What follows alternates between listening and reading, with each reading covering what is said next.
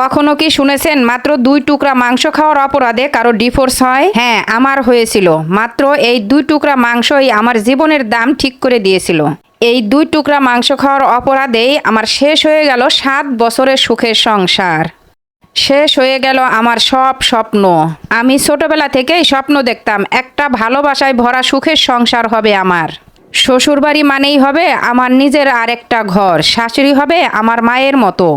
কিন্তু যখন বিয়ে হলো তখন বুঝলাম সব স্বপ্ন সত্যি হয় না। মাত্র 14 বছর বয়সে আমার বিয়ে হয়। আমার শাশুড়ি শুরু থেকেই আমাকে পছন্দ করতেন না। ছোটখাটো ভুল করলেও কথা শুনতে হতো, অপমানিত হতে হতো, কিন্তু সহ্য করতাম। আর মনে মনে ভাবতাম সময়ের সাথে সব ঠিক হয়ে যাবে। কিন্তু না, দিন দিন এই অত্যাচারের পরিমাণ আরো বেড়ে চলল। একদিন দুপুরে সবাই খাবার খাচ্ছিল। রান্না হয়েছিল গরুর মাংস, আর সেই মাংসটা আমিই রান্না করেছিলাম। শাশুড়ি আমাকে ভাত, ঝোল আর 1 টুকরা চর্বি দিয়েছিল। মাংস দেননি, তবু আমি কিছু না বলেই চুপচাপ ভাত খেতে লাগলাম। ননদের ছেলের প্লেটে 2 টুকরা মাংস পড়েছিল। আমি ভাবলাম এটা তো আর কেউ খাবে না, ফেলেই দিবে। এই ভেবে ওই মাংস 2 টুকরা আমার প্লেটে উঠাই নিলাম। বুঝিনি যে এটাই হবে আমার জীবনের সবচাইতে বড় অপরাধ। শাশুড়ি সেই মুহূর্তেই দেখে ফেলেন, চিৎকার করে পুরো বাড়ি মাথায় তুলেন। আর শাশুড়ি আমাকে বলে, এই ছোট লোকের বাচ্চা, চোর মেয়ে একটা, তোকে বলিনি কোনো কিছুতে হাত দেওয়ার আগে আমার অনুমতি নিবি? তুই কার কাছে শুনে মাংস নিলি?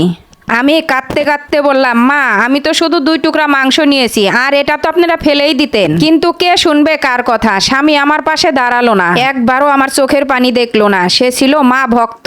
বরং শাশুড়ির কথায় আমার স্বামী রেগে গিয়ে আমাকে বলল, তোর মতো মেয়ের সাথে আমার সংসার হবে না, আজই বাপের বাড়ি চলে যাস, ডিভোর্স লেটার পাঠাই দিব।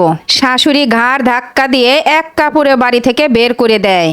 কিছুদিন পর ডিভোর্স পেপারও পাঠিয়ে দেয়। মাত্র 2 টুকরা মাংস খাওয়ার অপরাধে আমি হারালাম আমার ঘর, আমার সংসার, আমার সম্মান।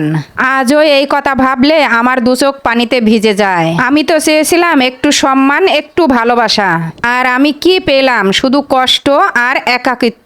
এখন আমি বাবার বাড়িতে থাকি, ভাইয়ের সংসারেও বোঝা হয়ে গেছি। ভাবি উঠতে বসতে কথা শোনায়, সেও চোর বলতে একবারও ভাবে না। এখন আমি কি করব? আমার ভাগ্যটা কেন এরকম হলো? কখনো কখনো মনে হয় মেয়েদের সংসার মানে যুদ্ধের আরেকটা নাম। এই স্টোরিটা যে লিখেছেন তার নামটা গোপন রাখতে বলেছেন। এই আপুর স্টোরিটা শুনে আমার অনেক বেশি অবাক লাগলো। মাত্র 2 টুকরা মাংস খাওয়ার অপরাধে কি কারো ডিভোর্স হয়? এ কেমন শাশুড়ি আর কেমন স্বামী! সত্যি মানুষের জীবন নাটকের চেয়েও নাটকীয়। আর যারা স্টোরি পাঠাতে চান তারা প্রথম থেকে শেষ পর্যন্ত লিখে ইনবক্সে দিবেন।